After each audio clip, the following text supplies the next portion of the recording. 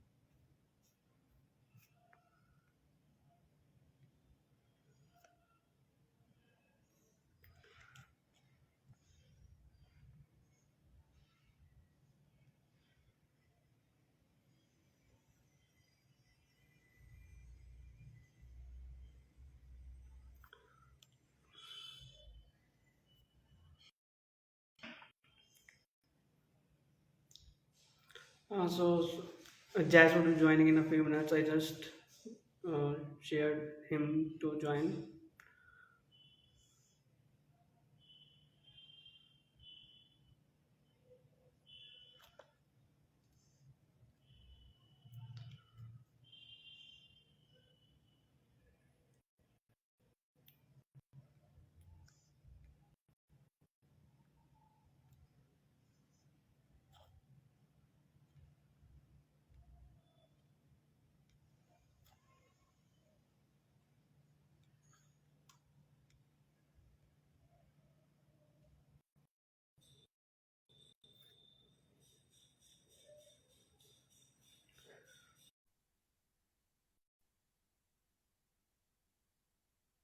So Jazz will be joining in few seconds.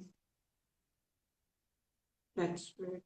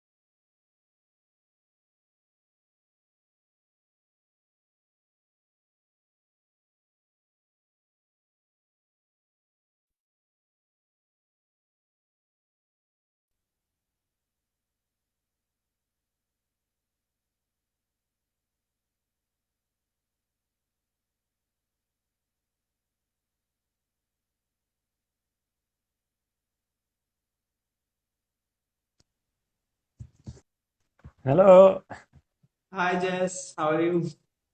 I'm good. I'm good. This is my first time on Amazing to Instagram see. Live. I am very excited. That's amazing. Amazing to see you here like with us today. It's like a I read about you and the organization. Like it's amazing organization. Sadhana is like amazing work they are doing in different countries in India, in Kenya, in Haiti. So let's start our today discussion. Just brief little bit about you, so then we can talk about the sadhana more. Yeah, so I am. My name's Jazz, and I've been volunteering with Sadhana Forest since almost 5 years now. And yeah, I live in a hut in the forest. I'm not there right now. I'm with visiting my family. So this is not what our huts look like. But yeah, I live in a beautiful hut made from natural materials, local woods, thatched roof, in the middle of a forest that we planted ourselves. So Sadhana Forest is reforesting 70 acres of land that was completely barren and bringing back the indigenous tropical dry evergreen forest. It's a very unique forest that was almost entirely extinct. And we're planting more than 150 trees there, trying to bring back nature and life and water and animals, and also many humans come join us, many volunteers come join us. And of course, creating a forest for us doesn't make sense if we don't also try to live in a way that is conducive for forests to grow. So we try to live in a way that supports the forest. So we try to, I can't hear you. Now better. We try Now to better. live, yeah. So we try to live in a as sustainably as we can, and with as little, creating as little waste as we can, so that the way we live also helps the forest grow. Not only planting the forest by planting trees, but also by our way of living. We try to sustain the nature around us. Amazing. Amazing.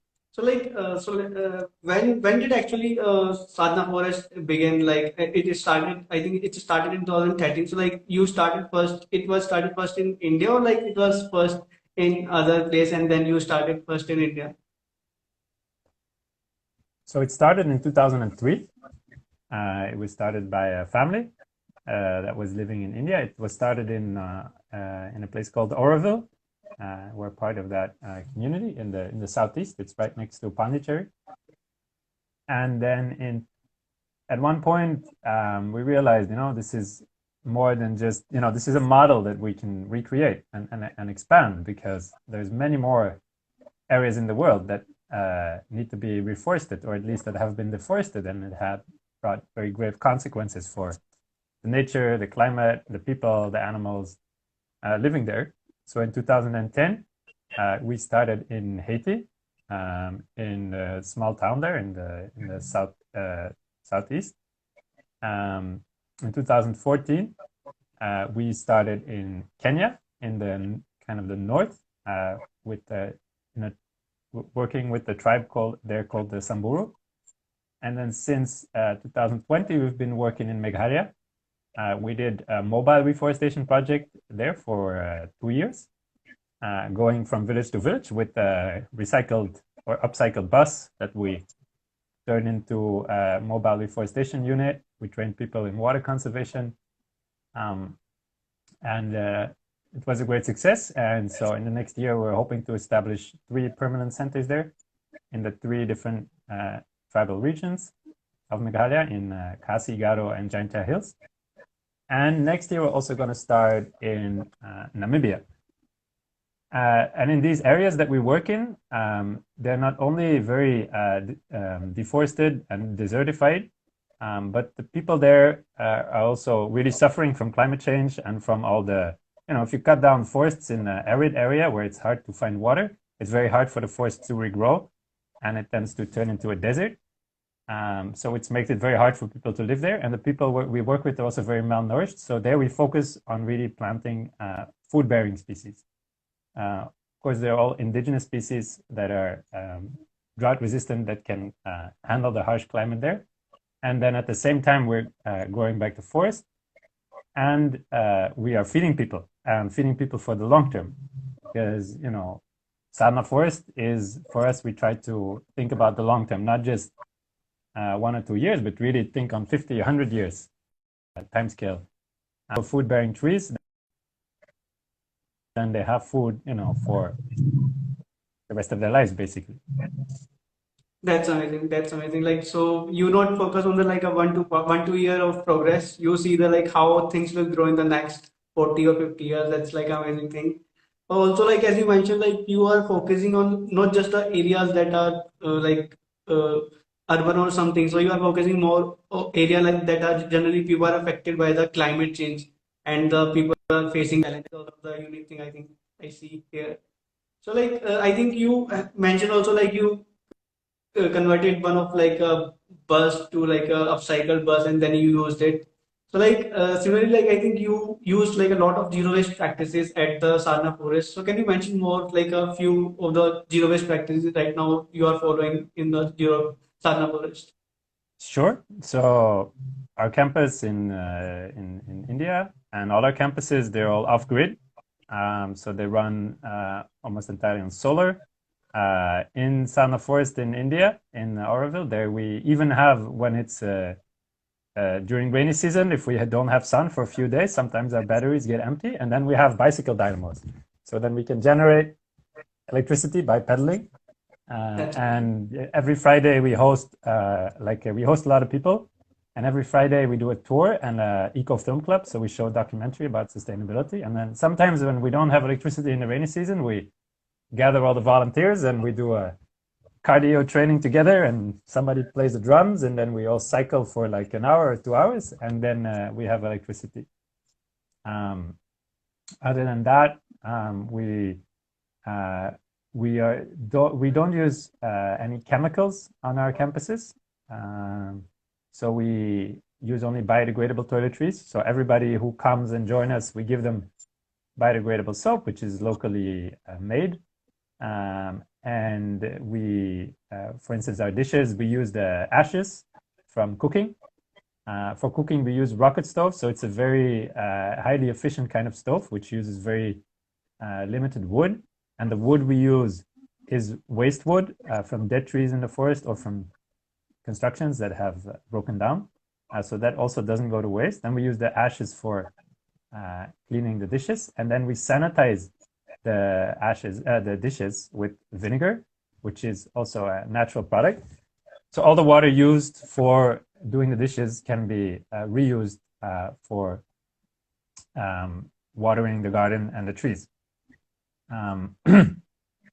Then we build mostly with natural materials, all locally sourced. We build in Sadhana Forest, India. We build like in the traditional peat roof huts of South India, and so even if those buildings break, we can use the roofing material to mulch our trees. We can use the wood for cooking. So nothing goes to waste. For instance, we designed our own drip irrigation system using a reused 2-liter plastic bottle. And in the bottom, there's a hole with the cotton rope. And this cotton rope lets the water seep through very slowly. 2 liters will take 1 or 2 weeks. And then the cotton rope brings the water directly to the roots. And it sticks out from on the surface. The bottle sticks out a little bit. We can fill it. And then this is our drip irrigation system made largely using recycled materials. that's amazing. Yeah, and then we have a zero waste hut on our campus, where we also try to often we do like upcycling. We try to do creative things with whatever waste accumulates or people bring in that we don't know what to do with. We try to do like creative things with it, make bottle breaks, or if really we cannot do anything, we sort everything, and then everything goes to the recycling, the eco services in Oroville, who recycle it for us.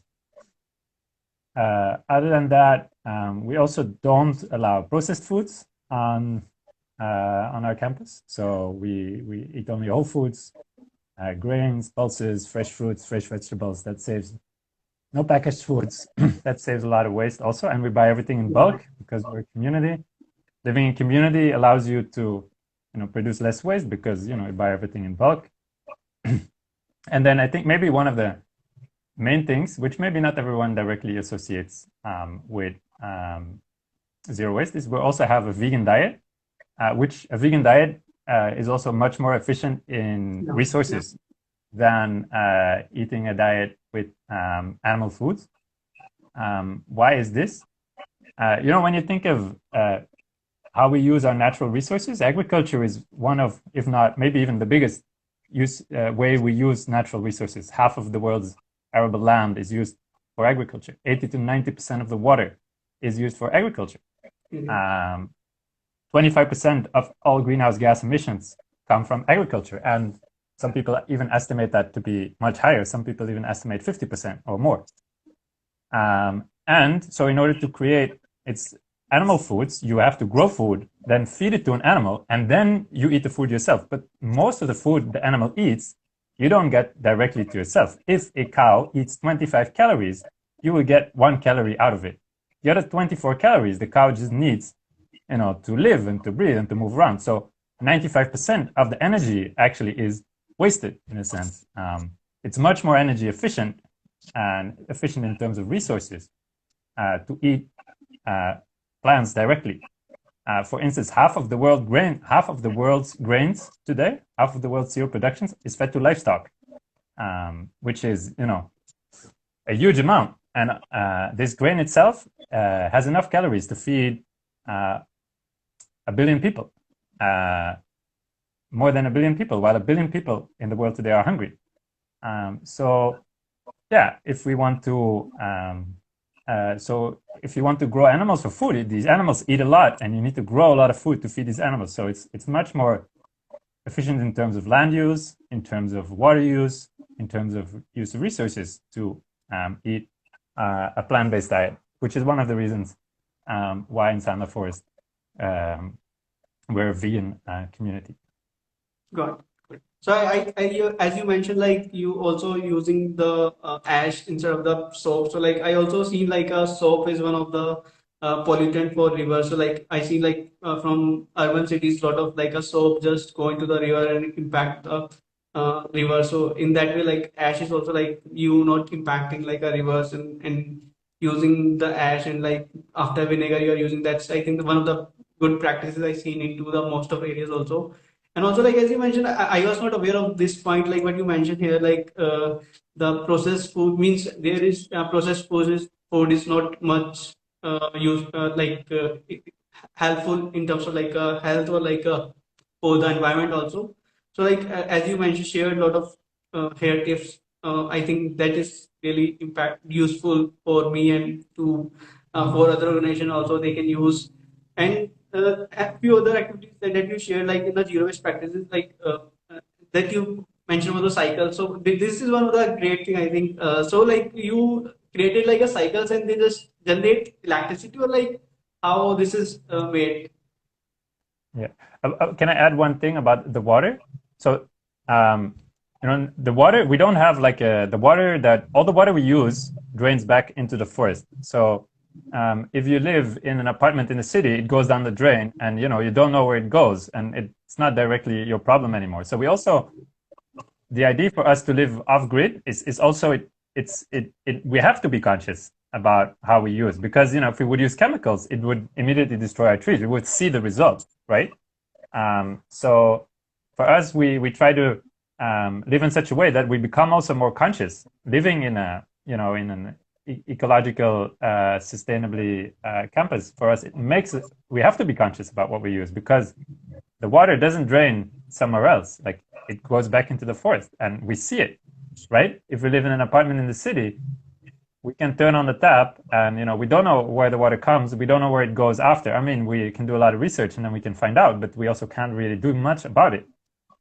So to live in an off-grid campus, really, it's also a psychological exercise. Like, we become more aware of where things come from and where things go. And modern society, with all its conveniences, often makes us less aware of these things. Got it. So you try to structure the sadhana forest in a way so people are more conscious and the things does not go out the way you just trying to create a loop inside. That is, I think, one of the amazing things. So like also I seen like Oh, and you did I have. mention and we also we have compost toilets, so our toilets don't use water. We have compost toilets. So there's a system with ash with wood sawdust, sorry, and then eventually that turns into compost that we can use for our trees. Okay, so you have like a compost toilet, so the urine and the that you can use into the compost like that. Yeah, so a compost toilet needs, you need to separate the wet waste and the solid waste, so to say, because composting is a process that needs oxygen, so it needs to be dry. Urine is sterile; it can go directly. It's goes through a system and then it's released into the forest directly. Human solid waste, human feces, of course, contains a lot of hazardous bacteria, and it's not very hygienic. So yeah, that goes through a whole composting process together with sawdust, and eventually that turns into compost. Got it. But yeah, that's amazing that you are trying to bringing recycling and like a composting from our waste and impacting in a better way. So also like I seen like users not just try to create like a users not create awareness on the work you do in the zero waste. You also try to create a culture of like a learning and of fun. So like can you Mhm. share a few of the fun culture you are trying to create at the Sadhana Forest and like what other activities you include into that there? So in Sadhana Forest, of course, we plant trees, but it's also for us it's an experiment in how we can live together in harmony with nature, but also with humans. So we try to have, look at the bigger picture also. We're part of Oroville, which is also, a spiritually inspired organization that community where people, try to live consciously. So we're also part of that effort. Even the word sadhana refers to spiritual practice. That doesn't mean that everyone's doing yoga and meditation the whole time. I'm just saying we try, to look at the bigger picture. Like we're not just planting trees; we're also part of the forest, and we're also community together with the trees and the humans. So we try to live together as a family, really. We do our seva together, so we don't call it work. We use the word seva, like as selfless service, because for us, planting trees or creating forests, it's really a seva. Like if we create a forest, the benefits are not for us. We're not chopping it down and selling it. We're not charging people entry into the forest as like a park or whatever. And the benefits are for future generations. We're planting these forests for the humans, for the animals, and all the forest gives us fresh air. Like it's not that we're bottling the air and selling it. The forest attracts rain and stores the water in the aquifers, and our neighbors can benefit also from the water table that has been recharged through our reforestation efforts. They have been, they have water in their wells again. So anyway, we do our seva together. We eat together 3 meals per day, and we really try to be as inclusive as we can, and to invite everyone. Like anyone can come and volunteer at any time for any amount of time. The current stay is the minimum stay is currently only 4 nights. So we really try to be open for everyone. And you don't need a resume or anything. You don't need any specific skills. Just need to have the willingness to serve, and then you can come. And we only ask volunteers to contribute only for the cost of their food. So that way, we really try to allow everyone in, and everyone is welcome as they are. It doesn't matter, if you're super fit or maybe you're not, or whether you're an expert in reforestation or you know nothing about nature. It's all fine.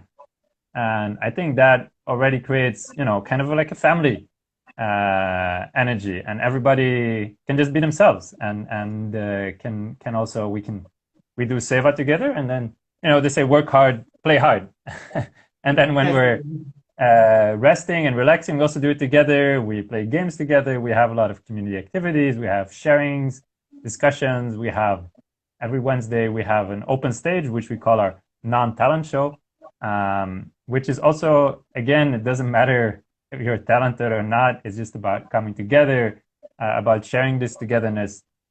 For instance, in our main community space where we eat, we don't allow electronics. It's not that we're against electronics. It's just we're trying to be conscious of how we use these devices, and we want to create an atmosphere of coming together as a family, as a community in that space. So then we really have to exchange with each other, and it's really nice. And then people, and then when there are a lot of volunteers, automatically even people want to share. Like we're in this we want to create this energy of giving. People want to give, they want to serve, and people even start hosting workshops and sharing their skills with each other, and we all share freely. And it's amazing how much we can learn from each other if we just all come together and share. That's amazing. Like, yeah, I seen the culture of like Sadhana Forest, like people just stay for weekends and like for week and for month and like share and the activities you organize that are amazing. Like they are very interactive with each other. Like you learn a lot from the each other and about the nature. I seen like people are like planting trees and like people like bringing water from like a one place to another and lot more activities they were doing that were amazing. Like for everyone to at least go once in their life at Sadhana Forest and try to be experience nature and the people there. Also, like Yeah, welcome, in terms of welcome. like when you started, like did you face any challenges in setting up Sadhana Forest, like at initial stages? Yeah, I mean there are two kind of challenges. There's the challenges you choose and the challenges you don't choose. So when we started Sadhana Forest, we made a conscious choice to do it as a volunteer community, not to hire people to come and plant the trees, because we wanted people to really work from an intrinsic motivation, and we want to also bring people together with, this aspiration to heal our planet, to heal the environment, to come together. So of course, like you volunteers, if you work with volunteers, then you have to just be open to whoever comes, and you don't control who comes and when they go. Also, we decided to do it as a gift economy community. So we don't charge for our services. We don't charge people for our planting work. When guests come, we don't charge them for their food. And so everything we do is also possible because of the gifts of others, because people give their time, because people give donations. But again, these are things you don't control, like when, and there's been many stories, that something broke, the solar system broke and we needed 10,000 rupees, and then the money wasn't there, and then the next day somebody walks in and gives us a donation, and you need these are I mean, it's very beautiful because it's to try and create this culture of generosity, but it's not something that you control and plan like very. It's not like a business environment. It's not that there is anything wrong with business, but that's the challenge we chose. So it's sometimes a bit of a roller coaster ride because we work with volunteers and we work on gift, and we're a substance-free community. Like none of our volunteers use any drugs or alcohol or substances, and we're a vegan community. And when we started the place, people said, "Oh, nobody's gonna come. You're in the countryside in India. There is no substances. There's no meat. There's no dairy. You can't make any money there. Who is gonna come there?" But somehow people came. After 4 days, the first volunteer showed up, and we've had volunteers ever since because somehow people were attracted to it. Maybe they felt, that we really wanted to give from our hearts, and that also attracts people. But that's always a roller coaster ride. Like you don't control it so much. Then other challenges, the ones we don't choose, twice Sadhana Forest was hit very hard by a cyclone, which damaged a lot of our structures, which was very challenging because we were on the coast of the Bay of Bengal, and there are cyclones there.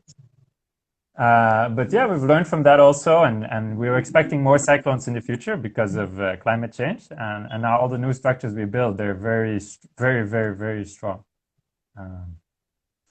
That's really great to know. Like you just learn from the challenges and like you did not stop at a place, but you tried to make a move and just bringing a more volunteers and like tackling the climate change together. Like that's amazing. Also, in terms of like a zero waste practices you adopted at Sadhana Forest, like did you face any challenges? Like as you mentioned about the solar panel, like it broke and like you have don't was no money there, but you got more donation later. So like there were any other challenges you faced in setting up zero waste practices there? I think our solar system is, I mean, we have probably one of the best electrical systems in the whole area, because if you're connected to the grid, there's regular power cuts and you don't control these things. We know when it's a cloudy day, today's going to be cloudy. We have to use less energy. So we have to prioritize because we're off grid. We always have to kind of plan, and we don't run big TV screens all day or anything like this. But we also don't feel like we really need that. We live very simply. But yeah, these are the challenges you choose. These are the choices we make. Honestly, for me, the biggest challenge is when I go out. Like now, for instance, I'm staying with my family, and it's challenging because I can't. There's no compost toilet here, and every time I feel I'm going to the bathroom, I feel, oh, I'm wasting so much water, and I'm wasting all this. This could be composted and be turned into trees. Why am I wasting this? And my dad does the groceries, and I mean, I love my dad, and I'm not complaining. He's taking care of me very nicely, but then he goes to the supermarket and it's in plastic packaging. I'm like, oh no, plastic packaging. Um, so yeah, in Sadhana Forest, we live very simply. If you need like a lot of material comfort in order to be happy, then maybe you won't enjoy staying there too long. Uh, always can come and try it out. But yeah, this is the choices we make, and I enjoy very much living a very simple, sustainable life in nature. I don't need much. What makes me happy is just being with other people, sharing with other people, having deep connections with other people, and then I don't feel like I need all these consumer goods in order to keep me happy. I wake up in the morning and the first thing I see is just because our structures were just our huts is just a floor and a roof. Like it's very open. We don't have doors in Sadhana Forest. Well, we have doors on the bathrooms and the showers, of course. But the first thing I see, I just open my eyes and I can almost touch the trees and I can hear the birds and the bees and the insects. And I mean, it's so amazing. I wouldn't, personally, I think it's much nicer than living in an air-conditioned apartment. Yeah, I mean, everyone should come and try it out for themselves. But I feel like if I live very simply and I'm in connection with other people, in connection with nature, I don't need, all these material comforts and so much electricity to run so many devices and have all these nice packaged foods and all this. For me, it's really an exercise in, yeah, coming down to what is essential for me in life. And that is not so much consumer goods. That's not what makes me, I mean, sometimes it's nice to give yourself a treat. And I'm not saying you shouldn't, but Good. yeah, Like also like it's an exercise for me in seeing what gives real joy and real contentment.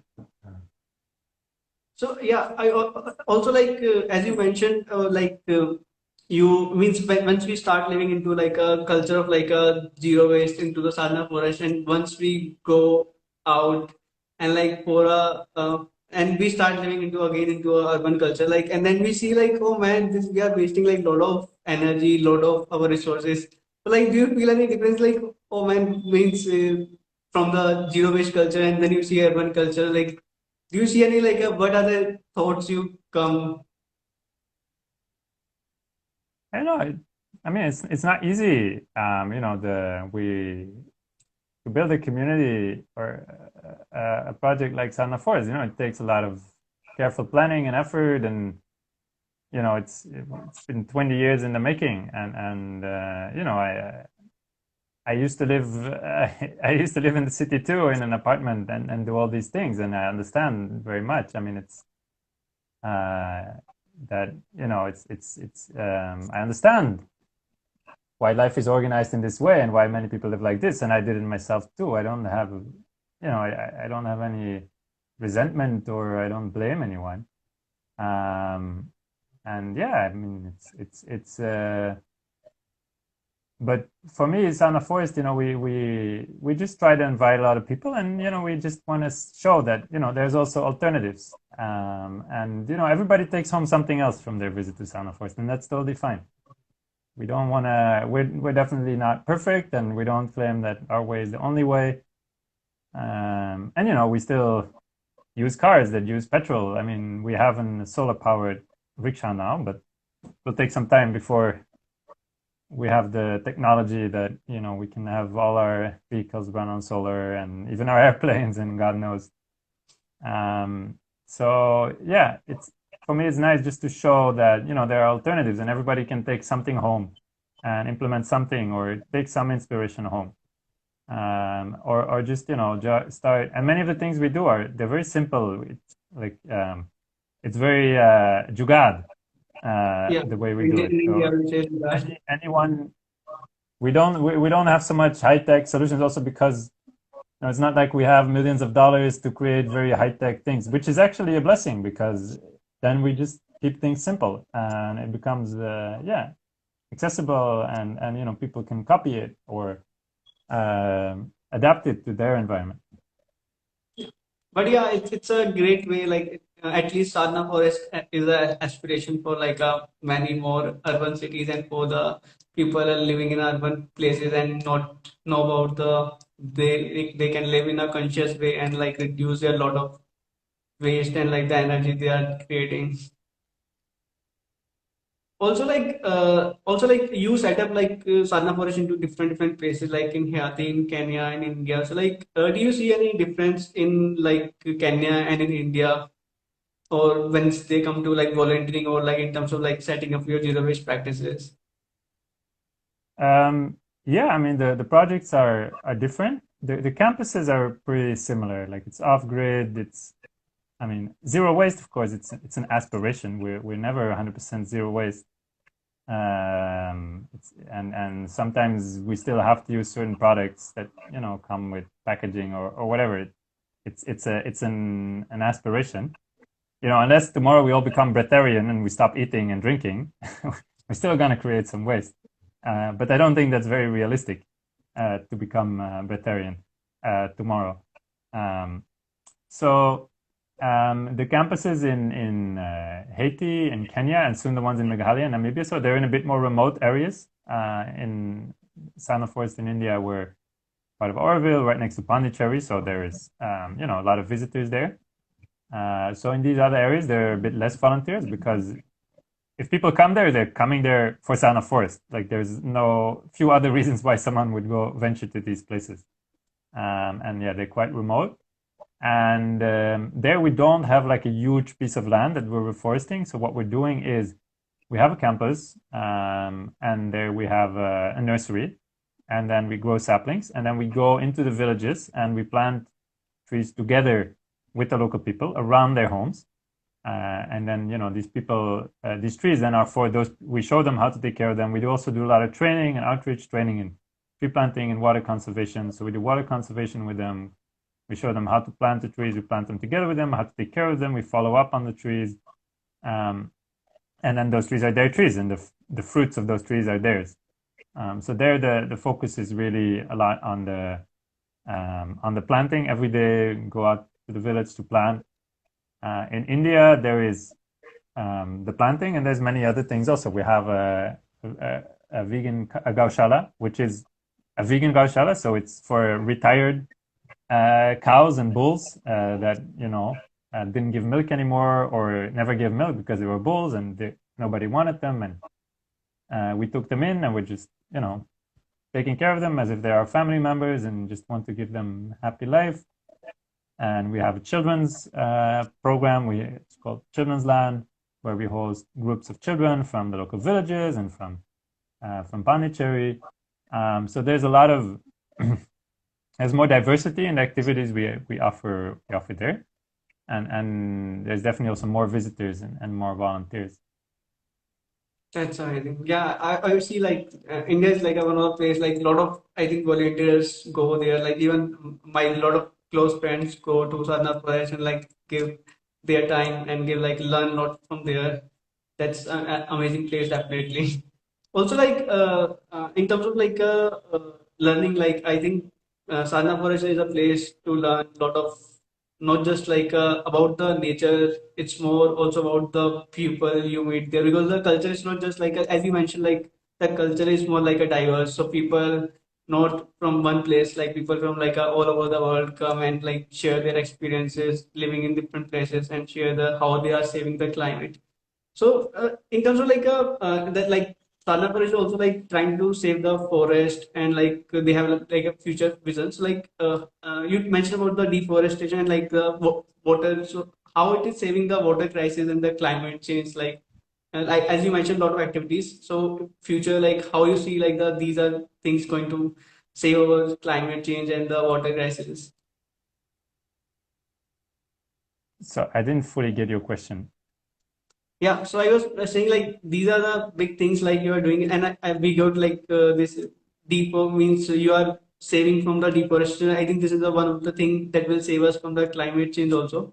Like what you see Uh-huh. like in future, like how this is going to. Do you see like more means in terms of like a reduction of like carbon emission. So like I think the future is like once you create like a better forest, so it will reduce our carbon emission and we will going to save the climate change like that.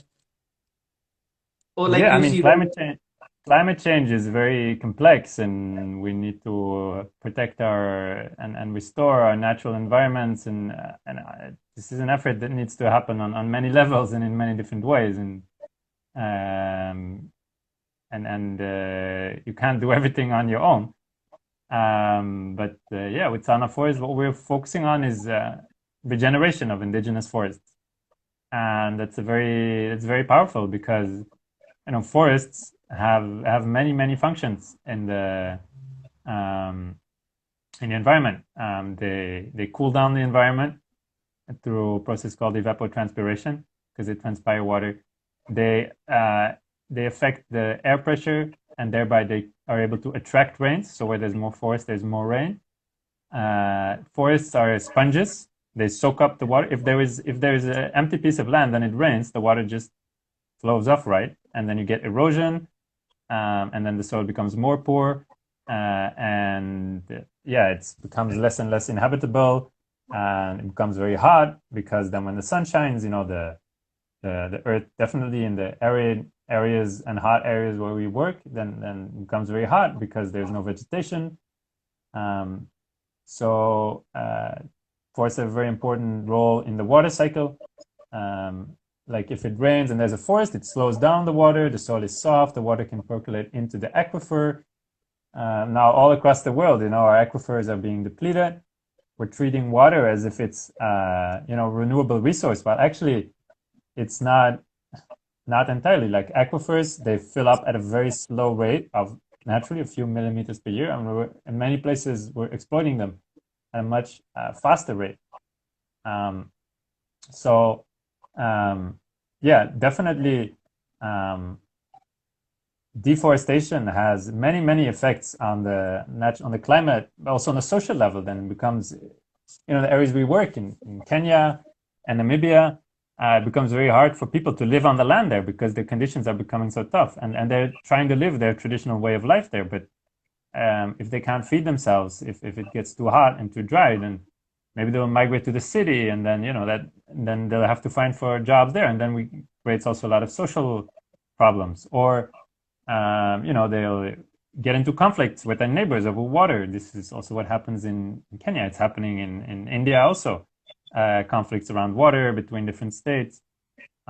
So yeah, it cutting down forests and destroying or removing natural habitats has many consequences. Like we have to understand, like where the climate is something very complex. It's a huge web of things that are all interrelated. So if we take away one thing, it actually has an effect on many levels, on temperature, on water, on social aspect. Um, so yeah, that's one of the reasons that we choose to focus on restoring ecosystems and bringing back indigenous forests. Does that yeah, answer your I question? also It's a very I, I'm getting very philosophical here. Um, I believe like the indigenous forest is like are going to save the climate change also, like the way you mentioned, like you are also trying to tackle the not just from the forestation, you're trying to tackle the climate change, you are also impacting the life of people.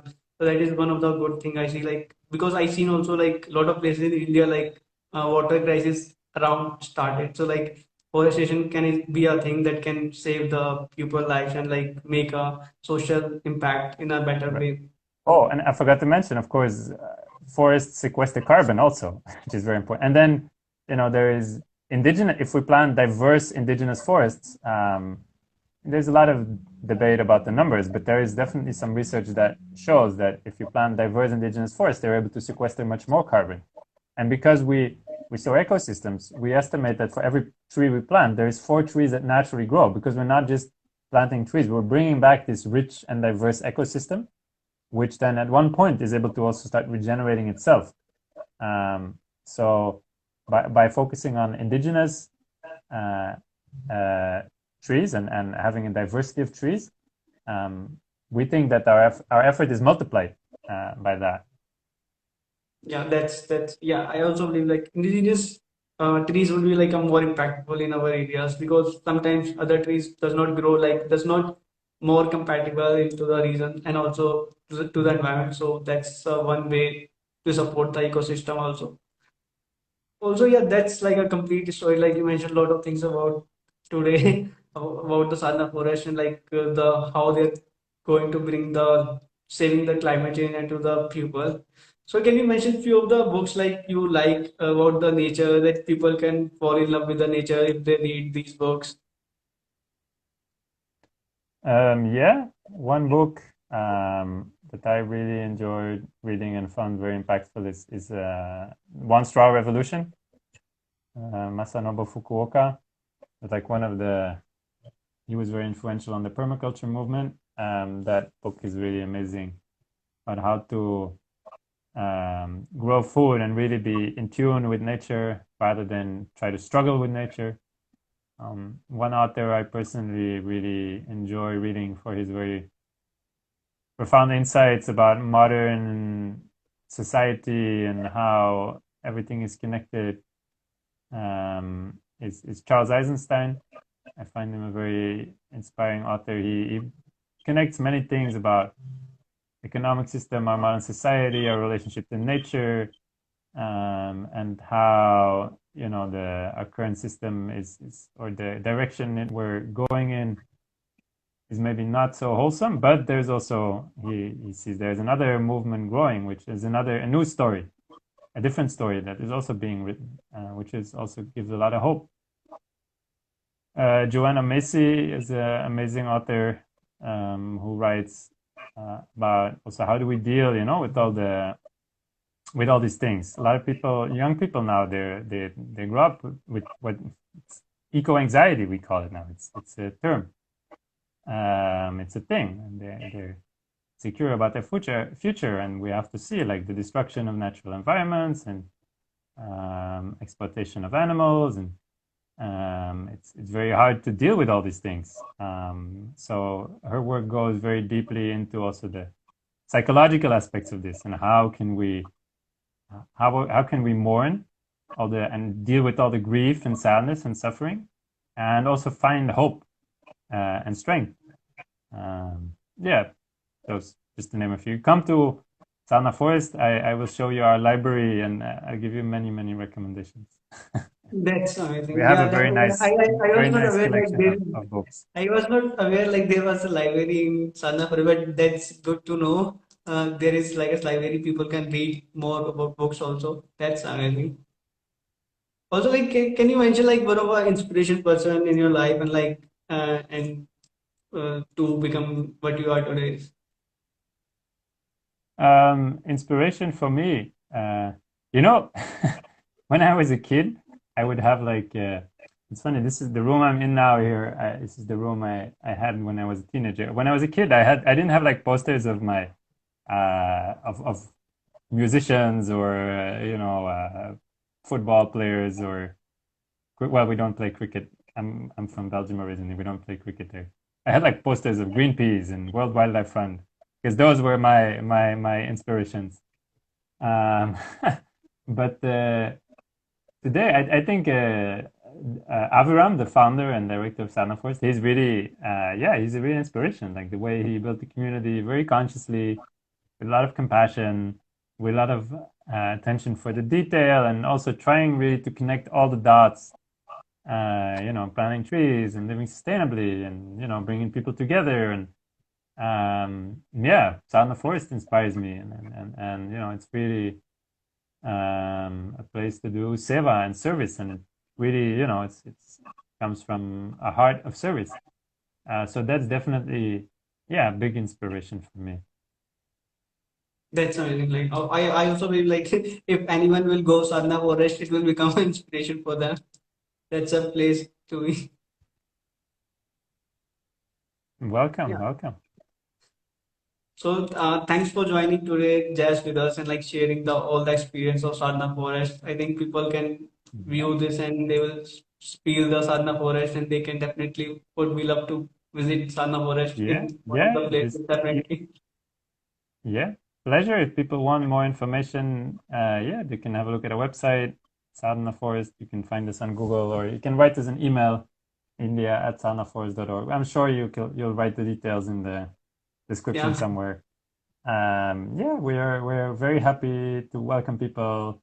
You can just visit for a day, for afternoon, for a few hours, or if you have a few days, please stay and volunteer and experience, and you will definitely learn something new. That I can assure you, and to show you how you will adapt or like the environment. But I'm sure you will learn something new, and it will be a new experience. Yeah. Also, like it's one of the thing like it's a completely free. Like one of the big thing I like it's completely free. Like sometimes I seen like lot of like a forest or like places where people go for like and pay a lot of money for volunteering. Mm. So Sadhana is one of a place so you can go without any cost and like you learn a lot and you can live any number of days as you wish and you can give as a service your time and give to the society. That's amazing. Yeah, yeah, yeah. Thanks for It's creating our like a pleasure. Sadhana Forest. I really like the culture and the they set up Sadhana Forest. Thanks for that. Thank you very much, and I hope to see you again in the forest. Yeah, And thank you. I will definitely come. Thanks. Thanks, okay, Jay. Bye. bye bye.